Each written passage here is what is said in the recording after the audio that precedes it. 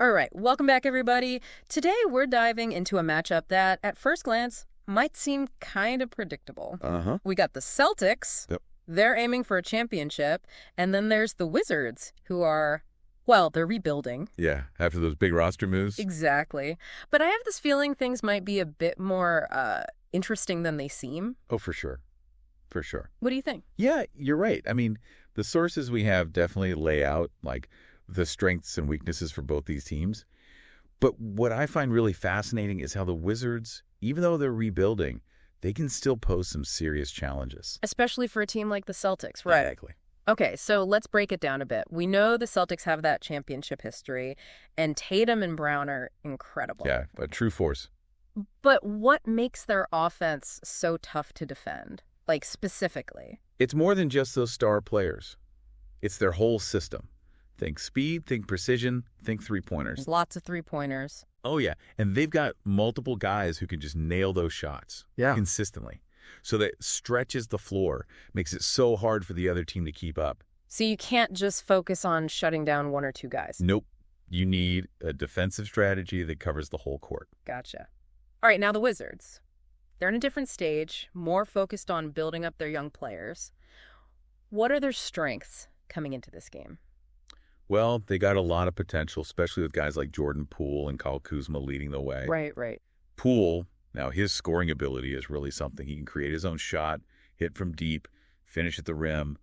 I think the Celtics are going to have their hands full trying to stop him. That's what makes this so interesting to me, is like Poole's almost unpredictable. Yeah, exactly. You never know when he's going to just explode. He brings that chaos factor, which can be a huge advantage, especially against a team like the Celtics. They thrive on structure. Discipline, yeah. Exactly. And then you've got Kuzma. He's versatile, can score in different ways. He matches up pretty well against Tatum, too. Interesting. If he can take advantage of any weaknesses in Boston's defense, the Wizards could actually make this a really good game. Okay, so we've got the offensive firepower on both sides. But what about the coaches? Oh, yeah.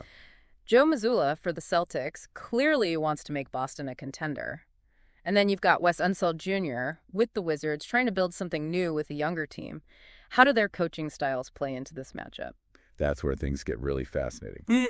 Mazzulla's system, it's all about efficiency. Create those opportunities for Tatum and Brown to shine. He's got a deep roster with lots of offensive options, and he uses them strategically. Keeps the pressure on. Oh, yeah. Nonstop. So what about Unseld Jr.?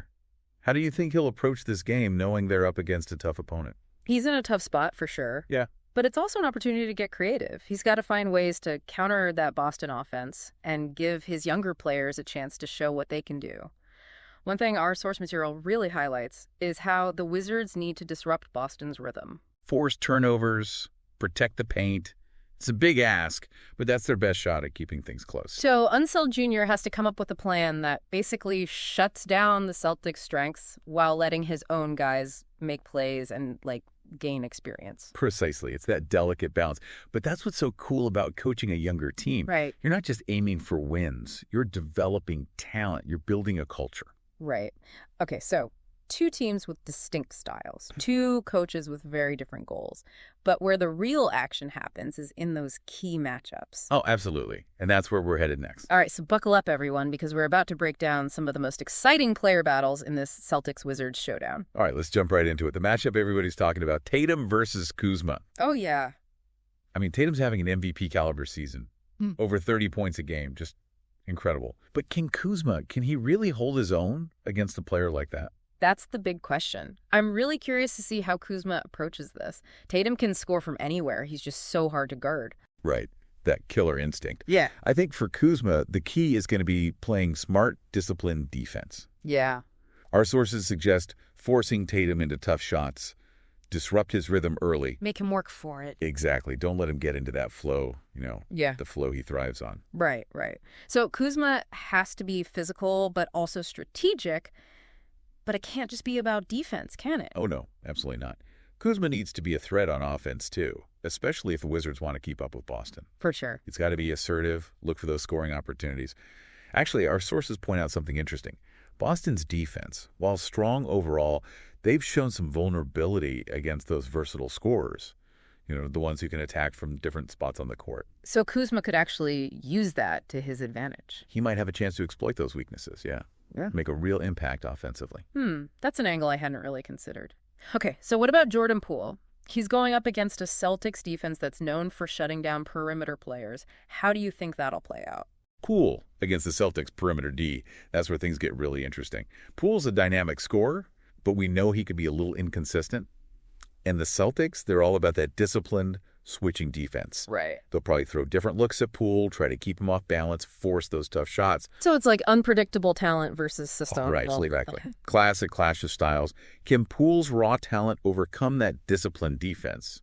Or will the Celtics just, be too much? I think it'll come down to Poole's decision-making. Can he stay patient, find the open man when they double-team him, pick his spots? If you could do that, he could have a massive impact on the game.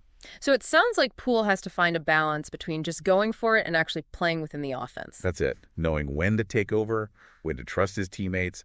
But hey, let's not forget about Boston's three-point shooting. It's been huge for them this season. Oh, yeah. Celtics are like a three-point machine. So many guys who can knock those down consistently. How are the Wizards supposed to defend against that? It's tough. For any team. But the Wizards, they can't afford to let Boston get hot from beyond the arc. Our sources emphasize the need for closeouts. Got to be disciplined. Challenge every shot. No easy looks. So, got to be aggressive. Can't give him any space. But doesn't that mean they'll have to give up something defensively somewhere else on the court? It's a trade-off, for sure. They got to prioritize that three-point line, but they can't completely ignore the paint. If they can force the Celtics into those contested mid-range shots, limit second-chance points, and avoid fouling too much, they'll be in much better shape. It sounds like the Wizards have a lot to deal with. The Celtics just have so many weapons on offense and defense. Yeah, they do. But basketball is a game of momentum, of adjustments. And the Wizards, they might be the underdogs, but they've got the talent to pull off an upset. If they can disrupt that Celtics rhythm, get some turnovers, and capitalize on any mistakes Boston makes, well, this could be a much closer game than people think. I like that you're pointing out that the Wizards could really make this a competitive game. Oh, for sure. Celtics might be favored, but predictions aren't everything. There's so much more to this than just who wins or loses. It's not just about the final score, is it? For the Wizards, this game is a chance to learn and grow, no matter what the outcome is. They're going up against, like, a top-tier team. Yeah, and that's huge. Think about it. For a young team like the Wizards, every single game is a chance to get better. Right. They learn from their mistakes. They build chemistry. They develop that toughness that you need to compete at the highest level. So you're saying even if the Wizards don't get the win, there are still valuable takeaways, those little signs of progress. Oh, yeah, absolutely. Yeah. Watch those individual performances. See how Poole handles the pressure of going against such a strong defense. Can Kuzma make smart decisions on both ends of the court consistently? Those things tell you a lot about where this team's headed. It's like looking for those flashes of potential, those moments where you think, okay, this team, they're building something special. And those moments, they can happen even in a loss. Oh, totally. Sometimes a loss can teach you more than a win. It forces a team to really look at their weaknesses, make adjustments, dig deep. And that's what leads to growth. So for the listener who's tuning into this game, what are some things to keep an eye on beyond just the score? What can we learn from this matchup, win or lose? Watch for those standout moments, those bursts of individual talent. Pay attention to how the coaches adjust their strategies throughout the game. See how the Wizards respond to adversity, how they deal with the pressure of playing a team like the Celtics. It's about understanding the little things, those strategic battles, realizing that every matchup tells a story. Exactly. And that's what makes this kind of deep dive so great. We're not just watching the game. We're exploring what's going on beneath the surface, those stories that make basketball so fascinating. That's a great way to put it. This deep dive has really given me a new perspective on this matchup. I'm going into this game looking for more than just the obvious. Yeah. I want to see those subtle details, those things you might miss if you're not paying attention.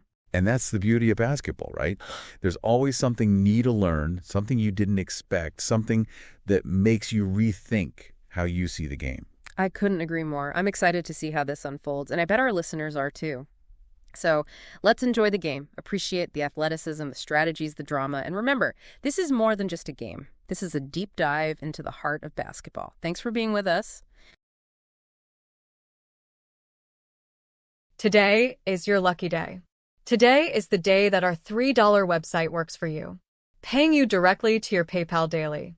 Imagine $3 ongoing continuous payments to your PayPal account. Imagine falling asleep and waking up to $300 in your PayPal account. How would this make you feel? How could this help you? What bills could you pay? What kind of fun could you have? What does that retirement look like now? All for a one-time payment of $3. This website is DFY done for you, fully built and completely hosted, and never stops collecting payments for you. You have spent $3 on coffee on a regular, but that coffee won't help you create multiple streams of income. Click the link below.